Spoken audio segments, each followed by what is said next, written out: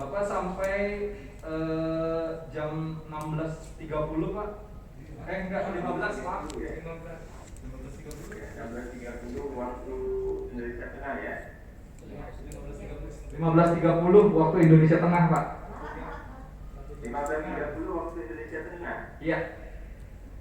Ya berarti pukul 14.30 waktu Indonesia Barat ya. Iya. Betul Pak. Baik, terima kasih. Baik, semuanya selamat siang. Assalamualaikum warahmatullahi wabarakatuh. Selamat siang, salam sehat selalu untuk kita semua. Baik, Bapak Ibu dan rekan-rekan sekalian, saya di sini menyampaikan dua hal. Yang pertama terkait dengan rancangan undang-undangnya, kedua terkait dengan naskah akademiknya. Recording in progress.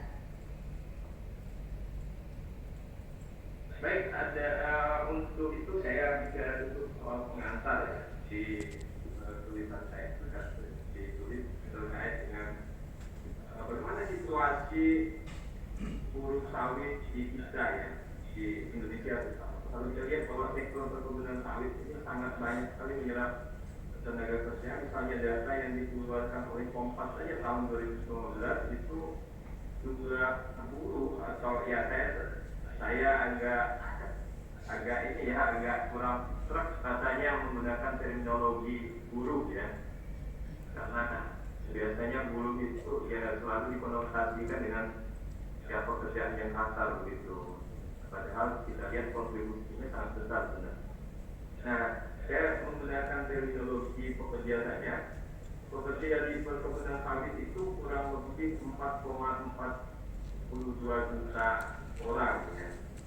4 juta yang terdiri atas 4 juta atau 90,68% bekerja di perkebunan swasta dan 321.000 buruh dan 7,62% bekerja di perkebunan milik negara dan 91.000 buruh itu 2,07% bekerja di perkebunan swasta. Nah ini saya kira suatu angka yang sangat besar sekali kalau kita lihat dari sisi tenaga kerja yang jelas. Nah akan tetapi kalau kita lihat dalam kenyataannya memang bahwa ya terkait dengan banyak hal ya, baik itu menyangkut hak-haknya, menyangkut keselamatan, kesehatan dan lain sebagainya. Memang keberadaan buruh ini sangat biasa sekali, bahkan boleh kita katakan bahwa mereka ini diperlakukan tidak sebagaimana mestinya dari banyak sisi ya. Nah oleh karena itu memang menjadi penting bagi kita untuk mendorong satu kebijakan yang betul-betul memberi perlindungan maksimal terhadap buruh ya. Kalau kita bicara soal itu tadi seperti yang saya katakan banyak sekali pelanggaran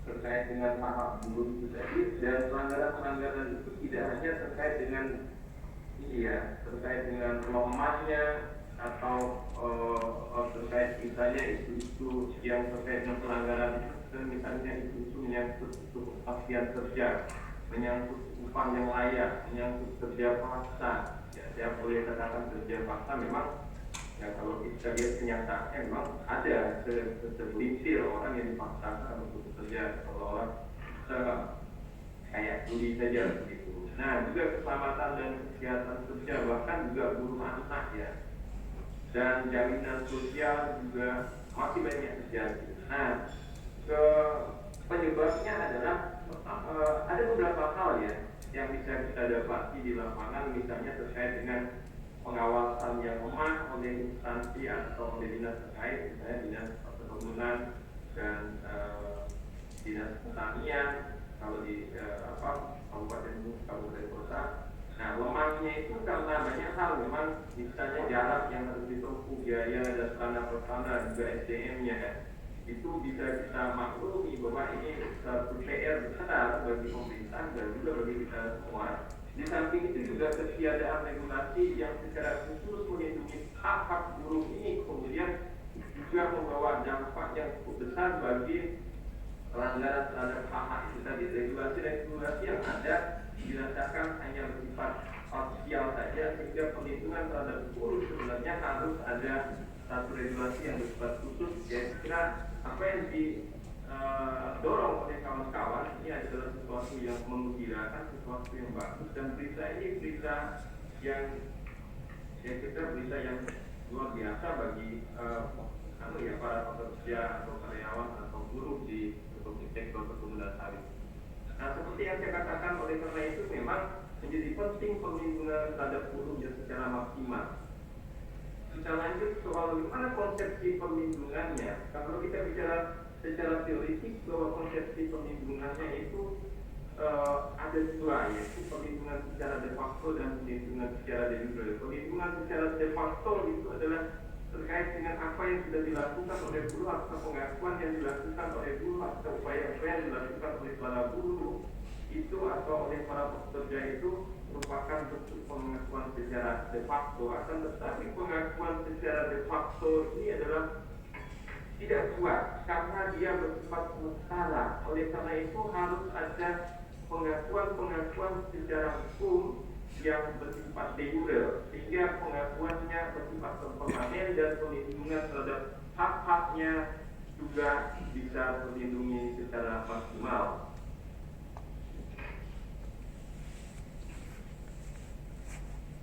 Itu terkait dengan pengantar ya, dan konsepsi perlindungan.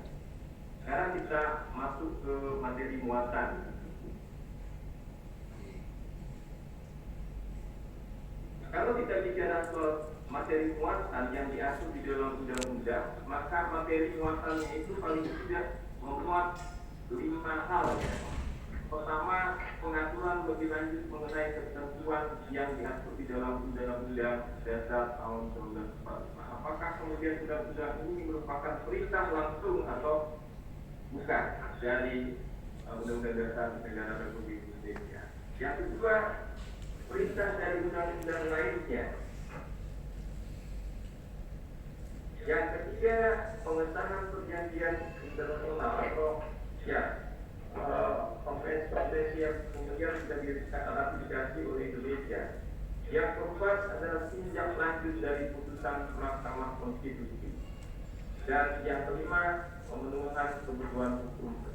Nah, kalau saya lihat bahwa karakter atau materi muatan yang kemudian didorong oleh kawan-kawan ini adalah dalam rangka untuk pemenuhan kebutuhan hukum. Oleh karena itu, saya secara pribadi sebenarnya mengapresiasi apa yang sudah dilakukan oleh kawan-kawan baik di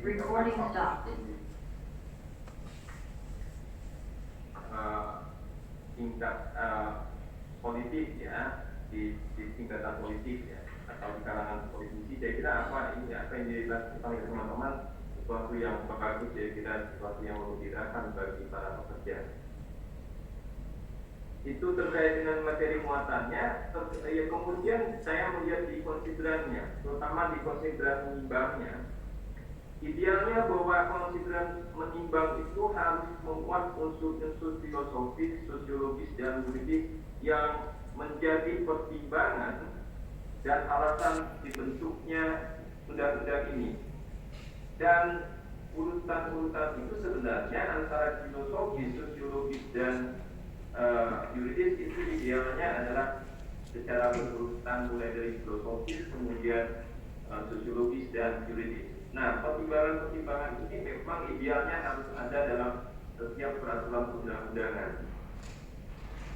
Oleh karena itu, setelah saya membaca dengan seksama apa yang sudah dibuat oleh teman-teman, maka saya memberi catatan untuk konsideran menimbang huruf A-nya.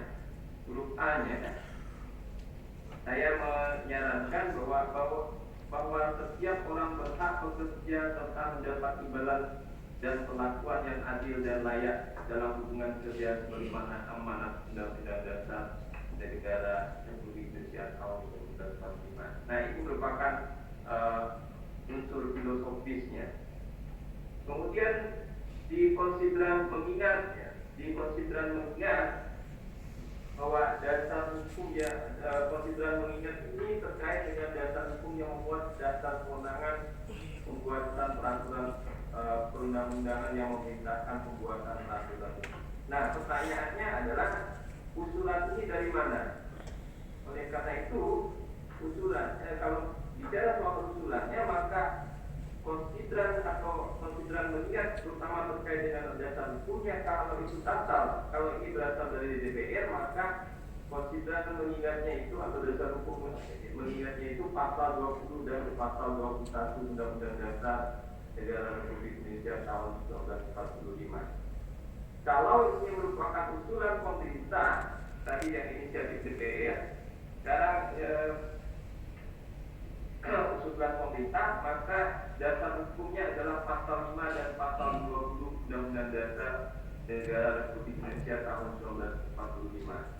Kalau itu merupakan peranan DPD, maka dasar hukumnya adalah pasal 20 dan pasal 22 di Undang-Undang Dasar Negara Republik Indonesia tahun 1945. Nah, pertanyaan saya adalah yang diusulkan oleh teman-teman ini apakah inisiatif dari DPR atau usulan pemerintah atau prakarsa dari DPD?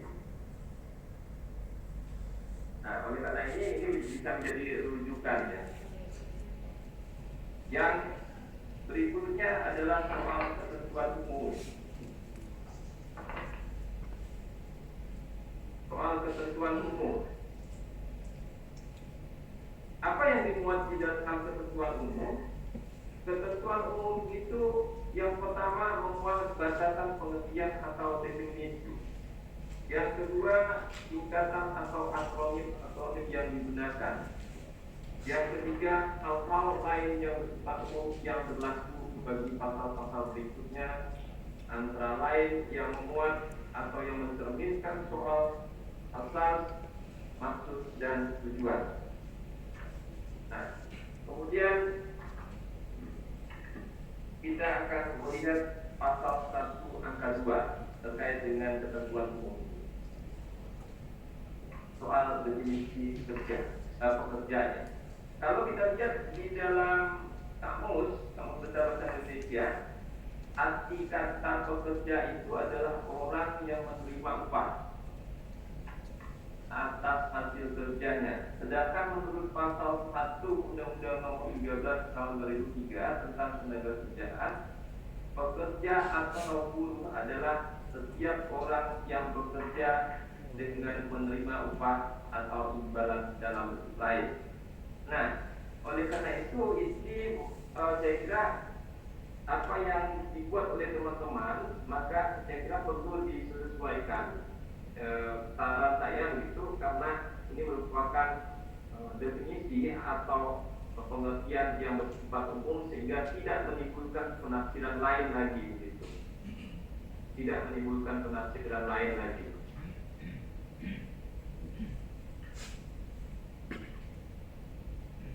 Kemudian pasal 1 angka 3 tentang perempuan kepala keluarga.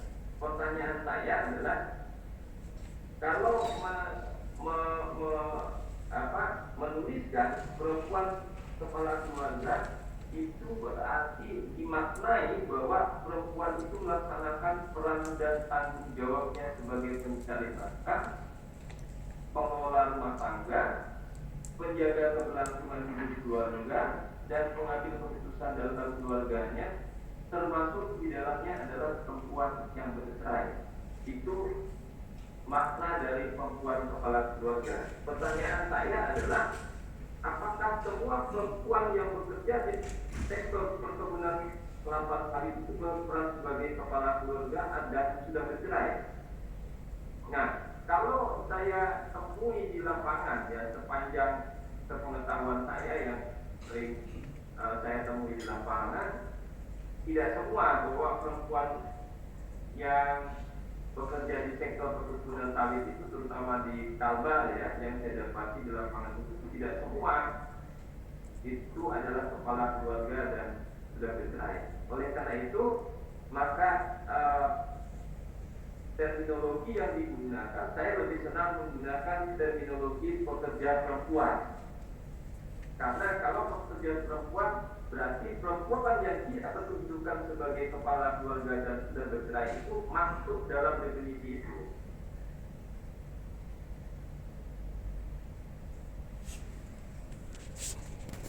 Kemudian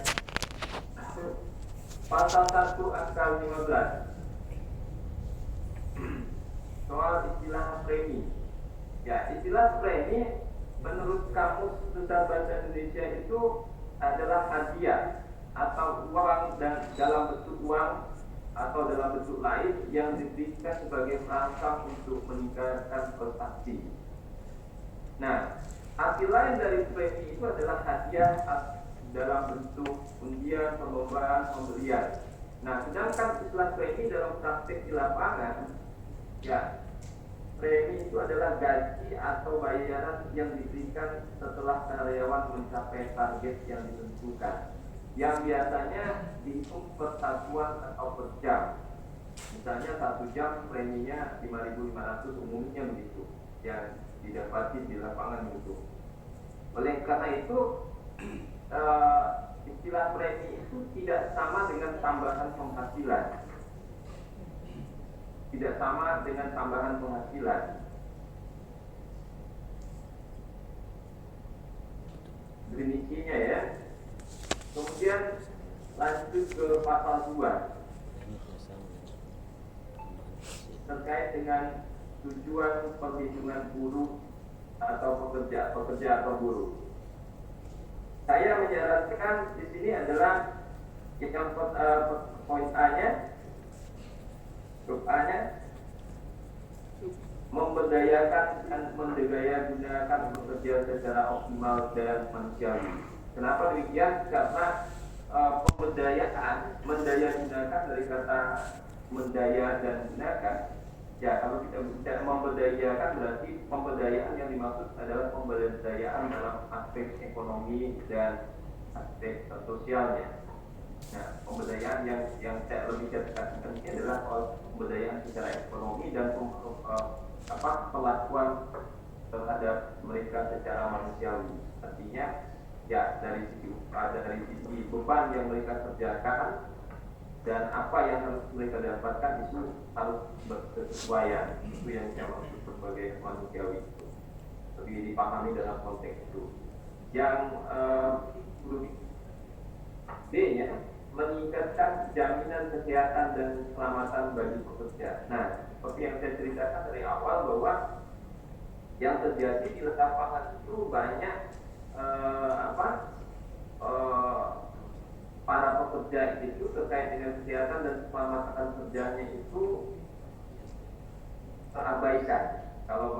Kalaupun ada, maka terkait dengan jaminan kesehatan dan keselamatan itu minim begitu. Maka ini menjadi salah satu tujuan perlindungan pekerja atau buruh. Kemudian pasal 4 kategori pekerja. Ya, kalau kita lihat status pekerja di perkebunan kelapa sawit itu yang pertama itu terdiri dari buruh bertahap atau yang dikenal dengan SKU ya, atau syarat kerja bersama. Lalu buruh berstatus perjanjian kerja waktu tertentu atau PKWT, buruh harian lepas dan kernet ya. Nah, buruh harian lepas ini ya tentu merujuk kepada bagaimana kemudian pekerjaan yang mereka lakukan dengan mengandalkan tenaga dan kemudian bekerja langsung di lapangan. Kalau kita melihat hasil riset yang dilakukan oleh rekan-rekan di Salesforce, ya itu memperkirakan sekitar 70% dari 10 sampai 15 juta pekerja perkebunan sawit adalah buruh harian lepas. Nah, karena ini sangat besar angkanya, maka kemudian perhatian terhadap buruh harian lepas ini juga bersifat khusus. Ya, dan buruh pekerja harian lepas ini bekerja berdasarkan perjanjian kerja harian atau lepas yang merupakan jenis pekerjaan yang penggunaan legal dan diatur dengan sebagai perjanjian kerja waktu tertentu.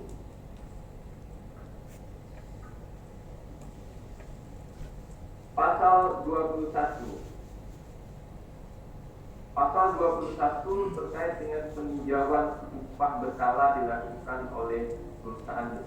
Nah, kalau kita bicara pasal 21 berarti bicara soal bagaimana peninjauan upah berkala itu.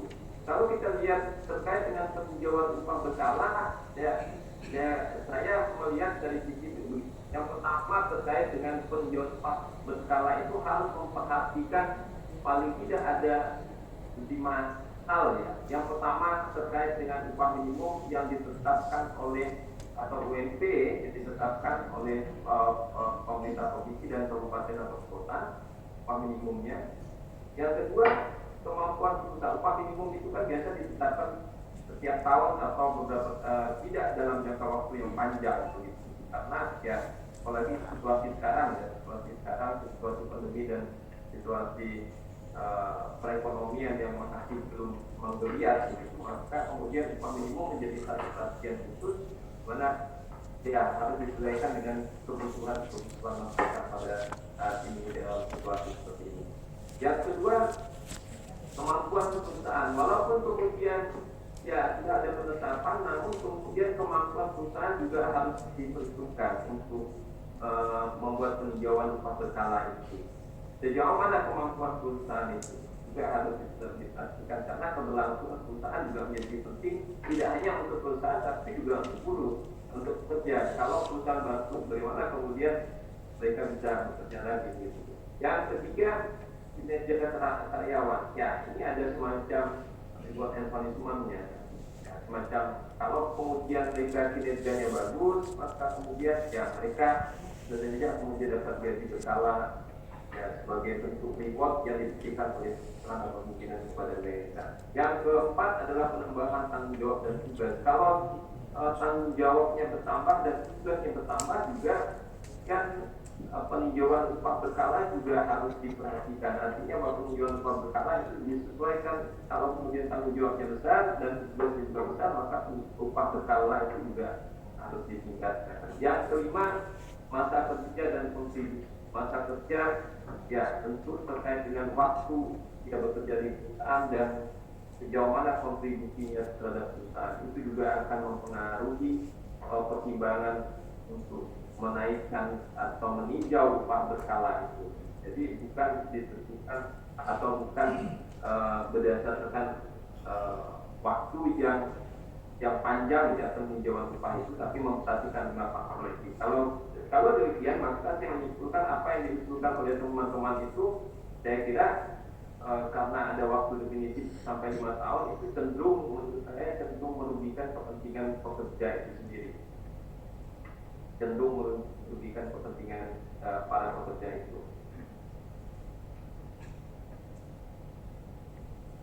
Kemudian pasal 22 ya, pasal 22 kata diatur dengan peraturan pemerintah. Nah, itu mau menegaskan bahwa terkait dengan pengupahan itu diatur dengan peraturan tersendiri, artinya PP tersendiri. Padahal kalau kita lihat peraturan tentang pengupahan itu telah diatur dengan PP nomor 36 tahun 2021 tentang pengupahan. Nah, kalau kemudian ini dibuat PP tersendiri, maka hal ini bisa menimbulkan konflik norma atau tumpang tindih pengaturan, di mana kondisinya bahwa ada dua peraturan yang berbeda. Nah, ini dalam penerapannya ini agak, menurut saya agak mubazir dan kurang lazim ya, kurang lazim dan mubazir menurut saya. Jadi oleh karena itu ya kita itu ada apa yang sudah saran saya ya PP, karena ada PP tentang pengupahan itu ya, maka soal pengupahan itu menuju kepada PP 36 itu, karena di dalam konsideran di dalam ketentuan penutup saya melihat ada beberapa terkait dengan ketentuan penutup yang menegaskan bahwa ketentuan lain yang mengatur terkait dengan beberapa hal itu, termasuk di dalamnya bahwa pengupahan itu harusnya kemudian yang dinyatakan berlaku hanya tidak bertentangan dengan. Yang ke berikutnya adalah pasal 22. Kata bertanggung jawab dalam konteks hukum, dalam konteks itu bermakna menerima pembebanan. Nah, sebagai akibat sikap pihak sendiri atau pihak lain. Dengan demikian, maka diksi kata yang tepat adalah kata berkewajiban yang bermakna mewajibkan atau mengharuskan sesuatu itu dilaksanakan. Siapa yang harus melaksanakan? Yaitu pengusaha.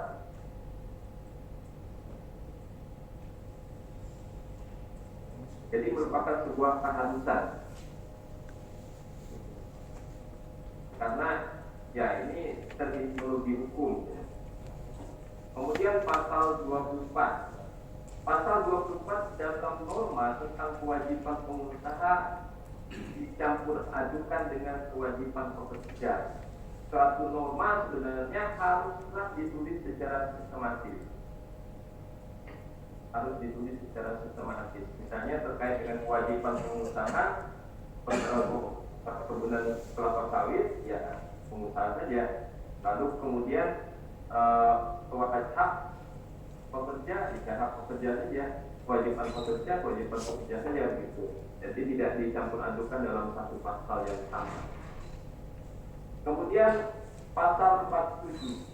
Pasal 47. Judul bagian hendaknya singkat dan jelas. Nah, saya menyarankan sebaiknya perumusannya adalah hubungan kerja saja ya. Pemutusan hubungan kerja, bukan perumusan, pemutusan hubungan kerja. Bukan alasan pemutusan hubungan kerja, tapi pemutusan hubungan kerja. Kemudian pasal 48 ayat 1 penggunaan tanda baca sebaiknya tanda baca dan garis miring atau ya sistematika penulisannya begitu. Nah itu tadi terkait dengan pasal-pasal. Saya kembali ke ini ya, ke ketentuan umum. Di beberapa ketentuan umum ada beberapa definisi atau pengertian yang tidak dimasukkan, padahal di dalam pasal-pasal itu ada dimuat soal kata-kata itu. Misalnya yang pertama, kalau kita bicara itu, maka sebenarnya kita melihat bahwa ketentuan-ketentuan umum itu sebenarnya harus menjelaskan apa tujuan. Maka kemudian ketentuan umum yang saya sarankan yang harus ditambahkan, pertama terkait dengan pengertian perlindungan pekerja ya, atau buruh perkebunan kelapa sawit. Nah, oleh karena itu saya memberi saran begini, perlindungan pekerja perkebunan kelapa sawit adalah segala upaya yang menjamin adanya kepastian hukum dan keadilan untuk memberi perlindungan kepada pekerja atau buruh perkebunan kelapa sawit. Nah, bagaimana terkait dengan ini? Kalau kita bicara konsep perlindungan hukum di dalam teori, memang kata perlindungan seperti yang saya katakan di dalam Kamus Besar Bahasa Indonesia itu bahwa berlindung itu berarti memberi berarti tempat berlindung. Kata perlindungan itu tempat berlindung atau merupakan perbuatan hal melindungi. Sedangkan menurut Ibnu Sajjon, perlindungan hukum itu merupakan perlindungan harkat dan martabat dan pengakuan terhadap hak asasi yang dimiliki oleh subjek hukum dalam negara. Nah, lalu kemudian saya lanjut bentuk perlindungan hukumnya bagaimana? Bentuk perlindungan hukumnya kalau berbicara terkait dengan fakta di lapangan, maka ya bentuk perlindungan yang seharusnya diberikan. Karena kenapa seharusnya? Karena selama ini diberikan tapi kemudian lemah, atau bahkan ada beberapa terkait dengan perlindungan itu yang terabaikan. Misalnya terkait dengan yang pertama upah. Nah, tempat, ya di beberapa tempat yang pernah kita temui itu, misalnya di beberapa tempat itu yang saya sering datangi itu, misalnya di Kapuasulu, di beberapa perusahaan, saya tidak menyebutkan inisialnya, ya. Tapi yang saya dapati bahkan sampai hari ini saya dapat dapat ada beberapa kali SMS dari pekerja di sana. Saya bilang bahwa upah kami itu tidak sesuai dengan UMP, jauh dari UMP. Nah, itu artinya bahwa ada soal pengabaian terkait dengan UMP itu. Lalu kesehatan, terkait dengan kesehatan, ya, tatkala mereka mau berobat, yang mereka ini mau berobat itu ada batasan-batasannya, ada limitnya. Bahkan ada yang tidak diikutkan dalam program jaminan kesehatan itu. BPJS kesehatan itu tidak, anak cukup banyak yang tidak dilibatkan. Nah, yang ketiga jaminan keselamatan. Jaminan keselamatan, ya, kalau saya lihat di lapangan, ya, kalau sederhana saja yang saya temui itu, misalnya yang kerja ibu-ibu itu yang biasa nyemprot maupun bapak-bapak yang nyemprot itu tidak dilengkapi dengan peralatan yang memadai, ya. Kelihatan misalnya penutup hidung, lalu kemudian alas kaki, sarung tangan. Ada yang tanpa menggunakan penutup hidung, ya. Padahal ya jangan itu pestisida. Kalau kemudian tertutup, ya lama kelamaan bisa kanker tuh. Nah, terkait dengan keselamatan kerja, ya. Juga hal lain ini dalam yang ketiga, yang keempat, jaminan sosial. Jaminan sosial itu juga sangat minim, bahkan kalau boleh dikatakan ada yang terabaikan juga. Yang kelima, kebebasan bersikap dan mengungkapkan pendapat. Nah, yang saya temui di lapangan itu banyak para karyawan atau pekerja itu yang protes. Kalau protes itu sudah mulai diintimidasi. Nanti kalau terlalu banyak omong, katanya, ya nanti kami pecat. Nah, ini kan artinya bahwa mereka tidak memiliki kebebasan untuk bersuara, kebebasan untuk menyuarakan keinginan, untuk menyuarakan hak mereka. Yang berikutnya, pengawasan.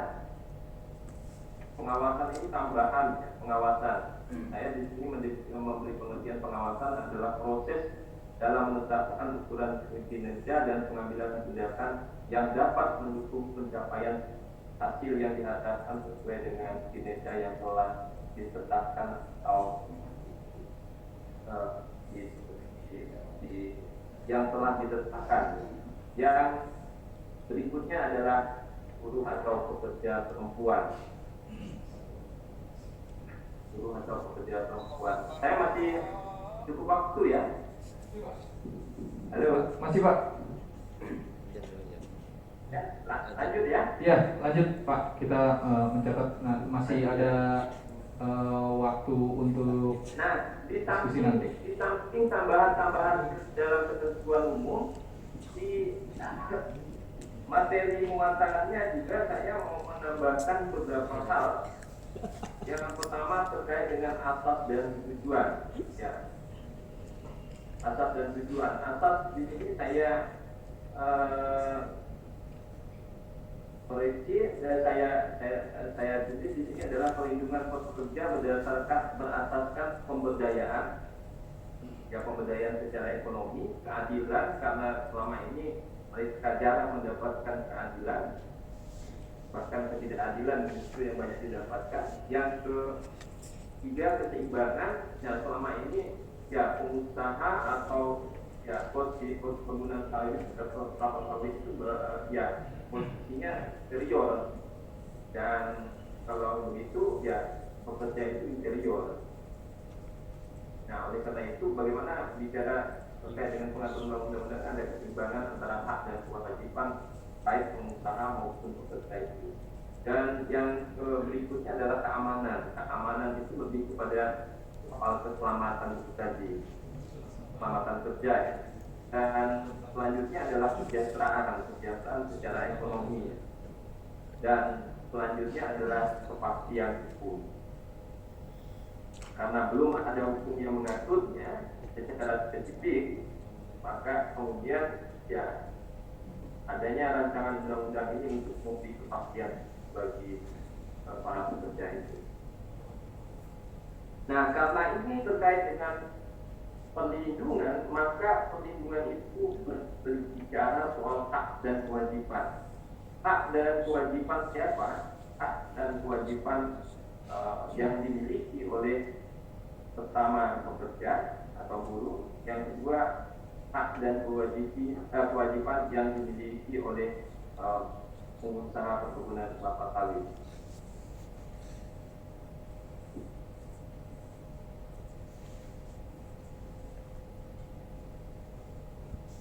Selanjutnya terkait dengan ini adalah yang usulan saya adalah penyelenggaraan perlindungan terhadap pekerja atau buruh. Seperti yang saya sampaikan, penyelenggaraan perlindungan itu meliputi upah, kesehatan, keselamatan kerja, jaminan sosial, dan kebebasan berserikat dan pengusaha kerja. Kemudian perlindungan perempuan dan pekerja harian lepas, karena ini sangat spesifik ya, sangat spesifik, maka kemudian harus dinormakan dalam norma yang bersifat harus dinormakan secara khususnya. Mengapa pertanyaan saya adalah mengapa pekerja perempuan itu harus mendapat perlindungan khusus? Ya, saya berangkat dari data yang disampaikan oleh ILO bahwa jumlah pekerja sektor pertanian dan perikanan Indonesia itu kurang lebih 38 juta pekerja. Artinya itu hampir 30% dari total penduduk yang bekerja. Dari 38 juta itu, ya di dua sektor itu jumlah pekerjanya kurang lebih 13,79 juta. Nah, jumlah itu berarti mewakili 36% dari jumlah total pekerja di kedua sektor. Permasalahan yang dihadapi, di samping itu ada permasalahan serius yang dihadapi oleh para perempuan di kedua sektor ini, pertama masalah upah, kedua masalah kesehatan, ketiga masalah keselamatan, dan yang keempat yang kadang-kadang terlewati adalah soal kekerasan seksual terhadap perempuan itu. Atas pertimbangan itu maka kemudian harus ada norma khusus ya di dalam rancangan undang-undang. Yang kedua terkait dengan pekerja harian lepas. Ya. Nah, pekerja harian lepas ini dikategorikan sebagai pekerja rentan. Kenapa dikatakan rentan? Yang pertama bahwa ada ketidakpastian mengenai status dan masa kerja mereka.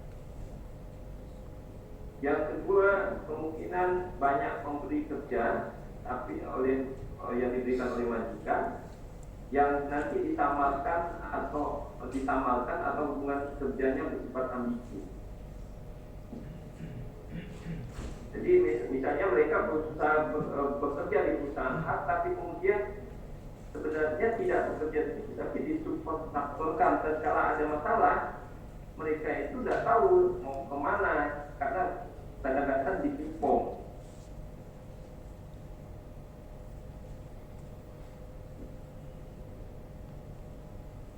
Itu yang kedua. Yang ketiga, hak pekerja itu ya tidak memadai atau bahkan tidak ada. Kalau ada ya tidak memadai, bahkan ada yang tidak ada. Yang keempat, karena kurangnya akses jaminan sosial dan manfaat yang berhubungan dengan pekerjaan. Yang kelima, upah rendah. Jadi yang seperti yang saya katakan tadi, kadang-kadang tidak sesuai dengan UMP itu. Yang keenam, hambatan yang bersifat praktikal. Ya, misalnya mereka tidak diperkenankan untuk bergabung dalam serikat buruh, bahkan di banyak tempat itu tidak ada serikat buruhnya.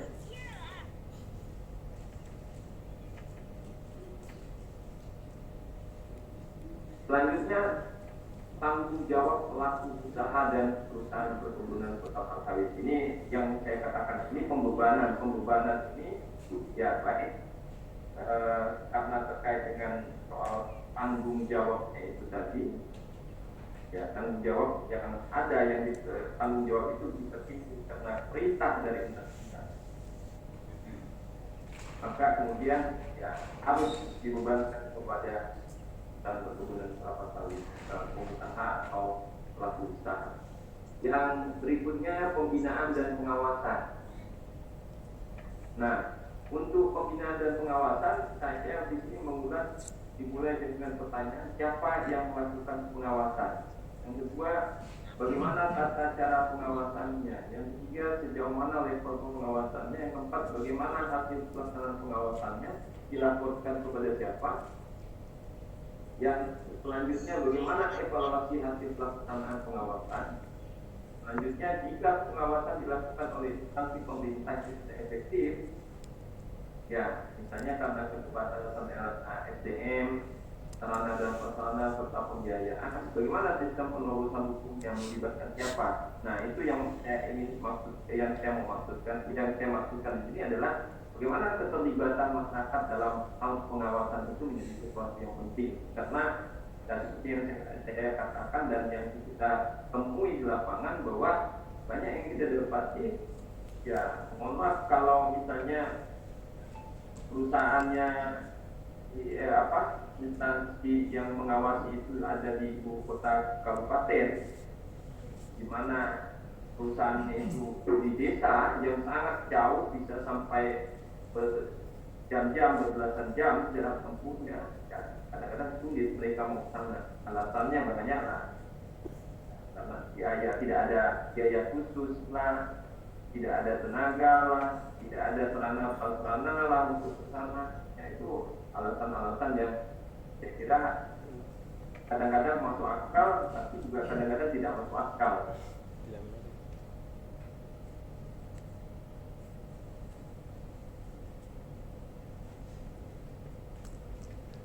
Nah, kalau kita bicara soal pengawasan itu, maka kalau kita melihat di dalam Perpres nomor 21 tahun 2007 tentang pengawasan ketenagakerjaan, itu dilakukan dalam satu kesatuan sistem pengawasan ketenagakerjaan yang terpadu, terkoordinasi dan terintegrasi, yang dibentuk dalam unit pengawasan. Yang kedua, pengawas ketenagakerjaan. Yang ketiga, tata cara pengawasan ketenagakerjaan.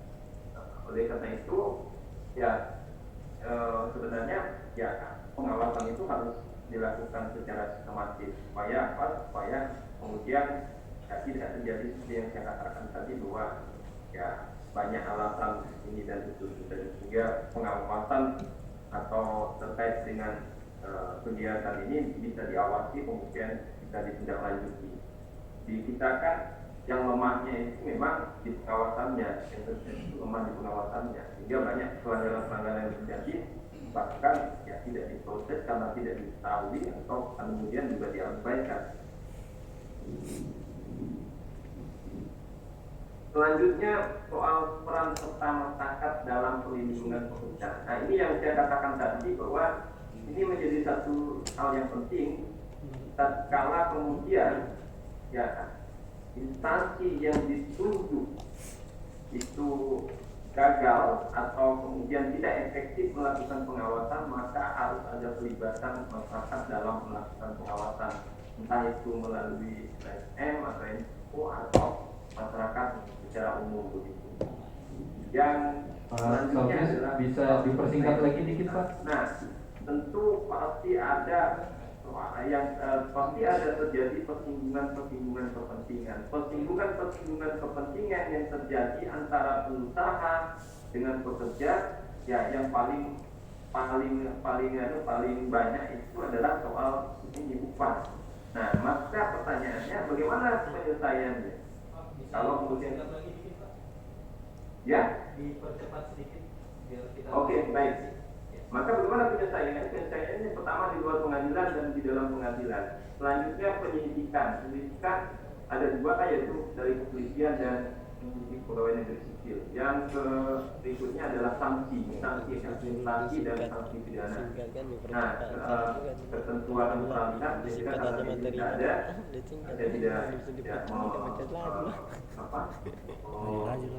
menampilkannya. Kemudian naskah akademik, ya sebentar sedikit lagi nih. Naskah akademik, saya kira bahwa sistematikanya kalau yang dibagikan oleh teman-teman di sini, saya melihat hanya 5 bab ya, kalau tidak salah saya 5 bab. Nah, kalau untuk pedoman yang dikeluarkan oleh ini ya, pedoman yang dikeluarkan oleh pusat perancangan undang-undang DPR dan DPR itu ada 6 bab ya, ada 6 bab. Ada 6 bab dimulai dengan pendahuluan, latar belakang, identifikasi masalah, tujuan dan kegunaan penyusunan naskah akademik, metode penyusunan naskah akademik. Kemudian bab 2-nya kajian teoritis dan praktek juris, mulai dari yang kajian teoritis, kajian terhadap asas dan prinsip yang berkaitan dengan penyusunan norma, kajian terhadap praktik penyelenggaraan kondisi yang ada, perusahaan dari aturan sepakat dan perbandingan dengan negara lain kalau ada, lalu kajian terhadap implementasi penerapan sistem baru yang diatur undang-undang terhadap aspek ini ya, aspek kehidupan masyarakat dan juga pembebanan terhadap keuangan negara. Selanjutnya bab 3, evaluasi dan analisis peraturan perundang-undangan. Bab 4, landasan filosofis, sosiologis dan juridis. Dan bab 5, jangkauan arah pengaturan dan ruang lingkup materi muat undang-undang. Lalu bab terakhir adalah bab 6, yaitu penutup, kesimpulan dan saran. Kesimpulan dan saran ini memuat rangkuman jawaban atas identifikasi masalah dalam bab 1 naskah akademik. Nah, kesimpulan itu biasanya bisa saja dituangkan dalam bentuk tabulasi atau dalam bentuk lain. Saran yang B-nya saran ya, perlu ada pemilahan substansi naskah akademik. Yang kedua, rekomendasi tentang skala prioritas penyusunan undang-undang dalam program legislasi nasional. Yang ketiga, kegiatan lain yang untuk naskah akademik. Catatan untuk naskah akademik setelah saya baca, maka yang perlu dilengkapi adalah terkait dengan data-data empiris yang valid dan relevan sehingga dapat mengungkapkan kebenaran terkait dengan bagaimana perlindungan pekerja berhubungan kapal sawit dan juga untuk pengembangan pengetahuan.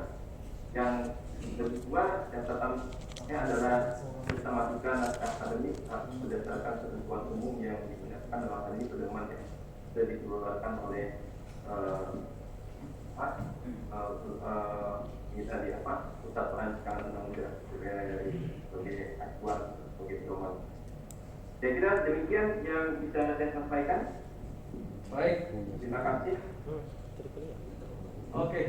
Terima kasih banyak Pak Salvius. Kita teman-teman tepuk tangan dulu untuk masukan Pak Salvius tadi. Ya, karena ini adalah diskusi dan harapannya ada pembahasan untuk pendalaman dari apa yang sudah disampaikan oleh Pak Salvius tadi. Saya pikir cukup banyak catatannya.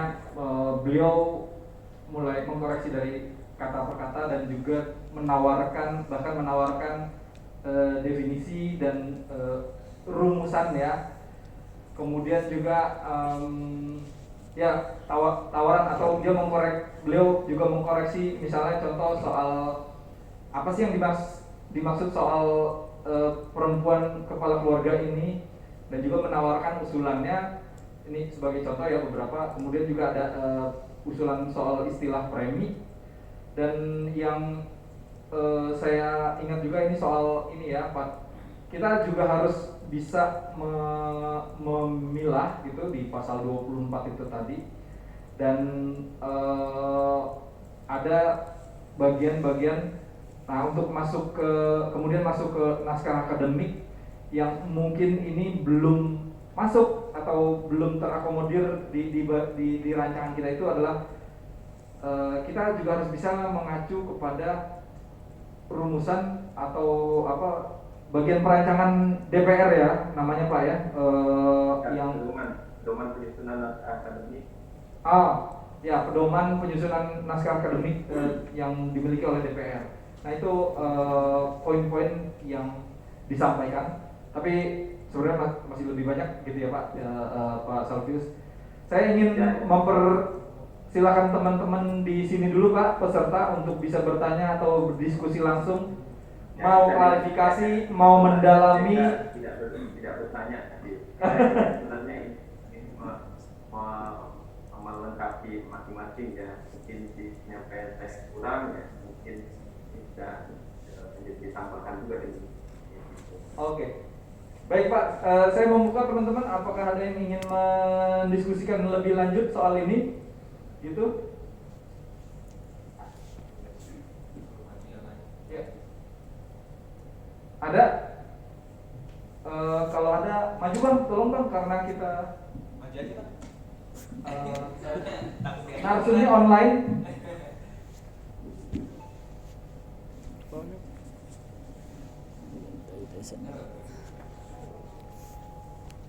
Yuk.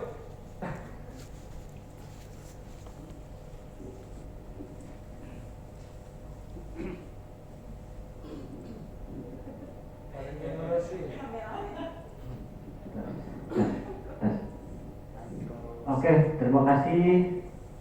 Assalamualaikum Pak. Waalaikumsalam. Terima kasih atas waktunya. Saya tadi hanya tertarik dengan kata premi tadi itu. Jadi saya sangat setuju kalau premi itu merupakan tambahan upah. Tapi selama ini yang ada di perkebunan itu adalah premi itu adalah hasil upah. Jadi saya sangat setuju kalau premi itu adalah tambahan dari upah, bukan hasil dari upah, bukan hasil dari kerja. Mungkin itu aja.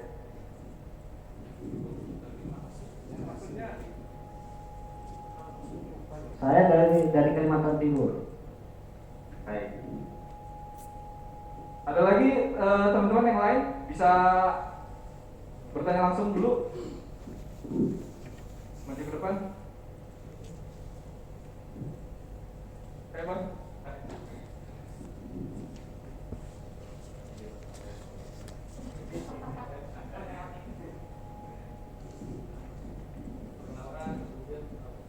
Assalamualaikum warahmatullahi wabarakatuh. Waalaikumsalam. Perkenalkan Bapak, ini saya Musdail dari Federasi Serikat Pekerja Minamas Area Sungai Durian. Di sini saya hanya ingin memperjelas perihal perempuan kepala keluarga. Itu di ketentuan umum disebutkan, namun tidak ada pasal tersendiri yang membahas perihal tersebut.